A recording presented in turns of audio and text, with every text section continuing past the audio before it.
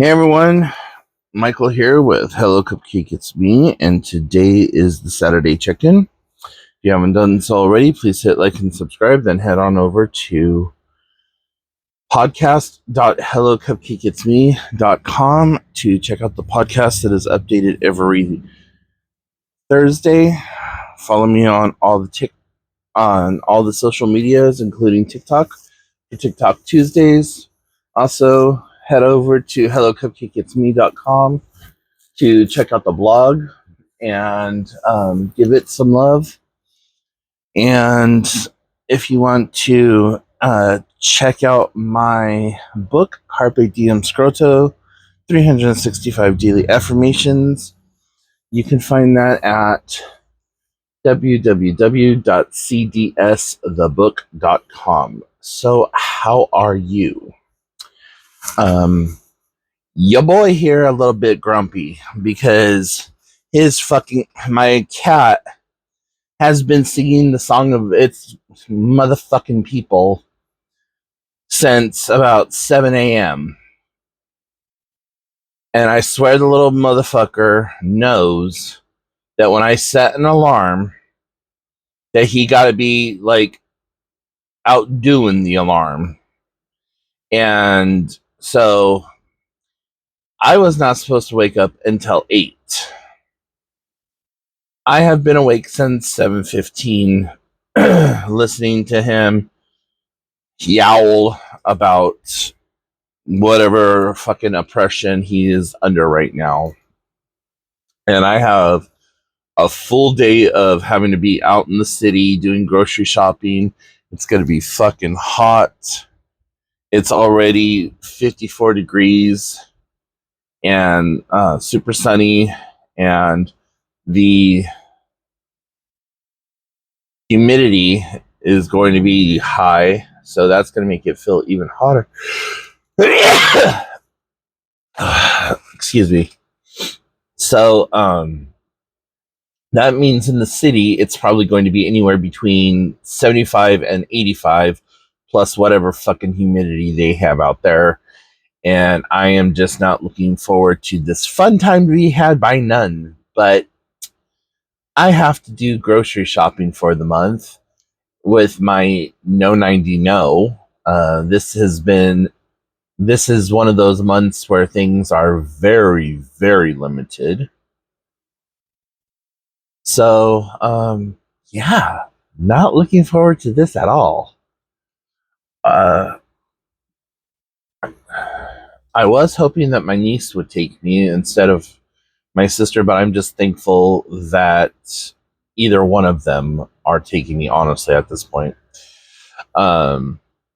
So I don't know what kind of shopping I'm going to do. Like I said, my finances are really tight this month. So I don't know if I'm going to do Trader Joe's and Winco or if I'm just going to do Walmart. I know that I need to eventually end up at a Walmart because I need to get cat food and stuff. So the bigger question is, am I going to try to do all of my shopping at Walmart, or am I just going to get a few things at Winco and then go back to Walmart or go to Walmart and get the cat food and stuff that I need there? And that's going to be a very quick in and out kind of trip because, like I said, I have very, very little money to work with this month. So, anyways, that aside, the last couple of days have just been days of compliments. Yesterday, I had an entire swimming lane to myself, and one of the guys who takes the aerobics class, he's all, Michael, I just wanted to let you know your swimming is really good. You've got good form. And when you were doing that backstroke, you looked amazing. I was like, oh, thank you. Like, I don't take compliments very well because they've always been weaponized against me. And so I'm just like, thank you.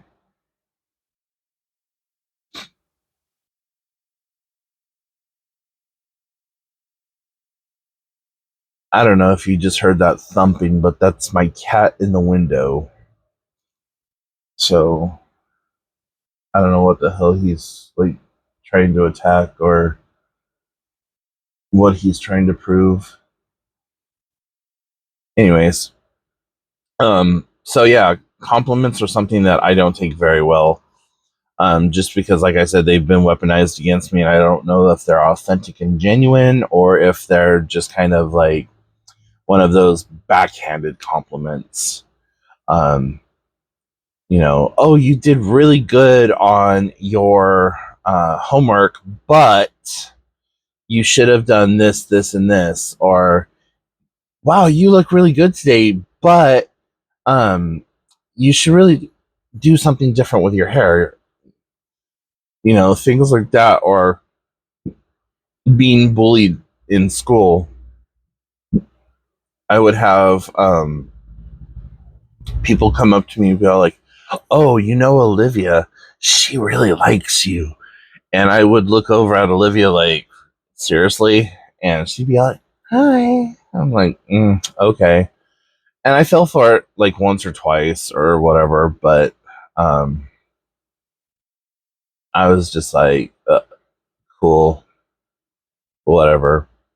Like, I knew once my parents got a divorce and I moved into the inner city that I was the poor kid.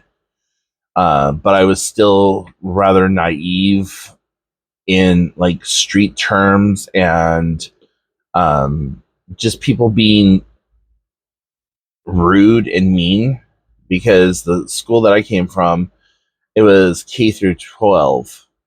And when I went into the inner city, like they had the school broken up into like multiple different pieces. So the kindergarten went to one school, 1, 2, and 3 went to another school, 4, 5, and 6 went to another school, 7, 8 went to their own school, and then 9 through um, 12 went to their own school.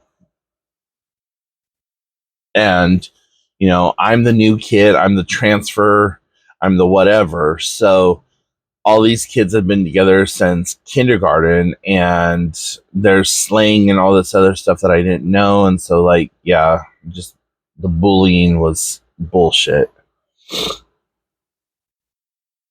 Um, and I really do think that that's where a lot of my mental health started taking notice of things around me. But um, it's funny to me because even though I was the poor kid, I always looked down my nose at the other kids like, fuck you, like I spotted trash before they ever open their mouths. I'm just like, yeah. And one of the biggest, like, for me was the head cheerleader and the head football. I think he was like quarterback or linebacker. I can't remember which one he was now. This has been 258 trillion years ago, but still feels like yesterday for me. Um, the head cheerleader thought that she was Miss Popularity incarnate. Like everything that she did, all the other little wannabe bitches, like, tried to do exactly what she did. Like she was the Regina George of the Mean Girls. And I was just like, okay, cool. So you think you're popular or whatever. And one day I had enough of her bullshit because she was just like, move. And I turned around and I like looked at her. I was like, listen, bitch. Except for I used the see you next Tuesday word. I was all, All of this right here is going to fade shortly after high school. Like, this is your peak, and you're not going to be able to maintain this. You are going to get knocked up. You're going to have a shit ton of kids. You're going to actually have to work, and getting your nails done is going to seem like the biggest fucking treat in the world. And your boyfriend slash husband is going to fucking leave you with all the kids and not pay you a damn thing in child support or alimony.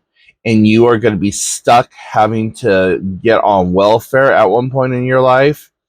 And you're going to hop to multiple different dicks before you ever find the one who will deal with your bullshit. And by that time, you're going to be so browbeaten that you're going to wish that you had been nicer and kinder, and that suicide attempt that you're going to try in your early 20s is going to would have taken. And she's like, fuck you, you don't know what you're talking about. Blah, blah, blah. I'm like, cool. So every few years or so, I Facebook stalk like the main characters of my like bullying and bullshit abuse that I took while in school. Had I the same personality, had I the same knowledge, had I the same everything as I do now back then, oh, I would have slapped that bitch like nobody's business, beat the fuck out of her boyfriend and anyone else who dare disrespect me. But I did it and I don't. And so here I am in my 40s. They probably don't even remember me. And that's, you know what? Fine. That's great. Forget me, forget my name, forget my face. But I still remember you. And that's not saying anything good. That's just like, you gave me a guideline for how I raised my niece. I didn't want her to be that person.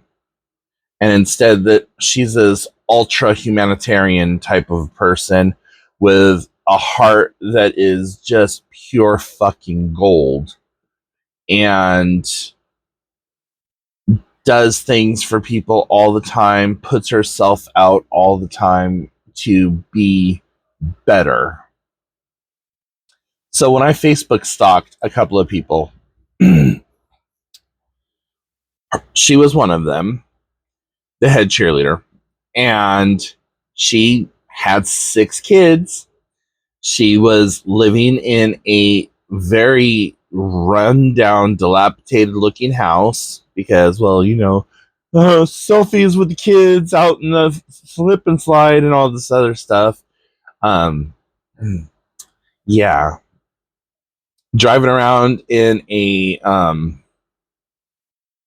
Hyundai of some sort, but it was like you could tell it was a new used car, and no mention of a husband anywhere. And the whole little dating or the little tagline, it's complicated. No, it's not complicated. You're still probably just as big as bitch as you had ever been. So, that was like chef's kiss for me. And then the quarterback, linebacker, or whatever the fuck you want to call him, looked like he had a good 5 days sober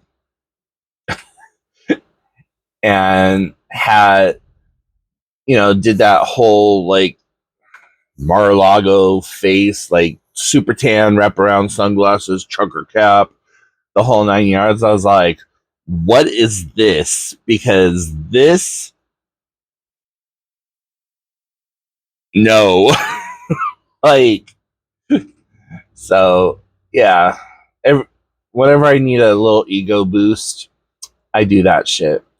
And then there was this one woman, well, girl back then, woman now, that came from the hood,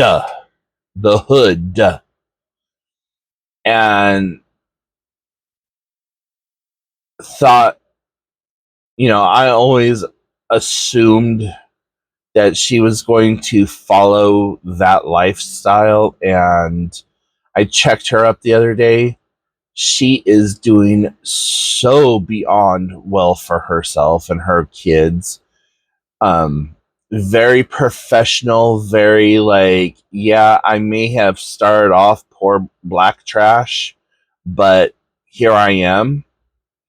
And I wanted to send her a message, be like, girl, I don't know if you remember me or not, but we were frenemies back in the day, and I am just proud of all the accomplishments that I have seen show up on your Facebook feed.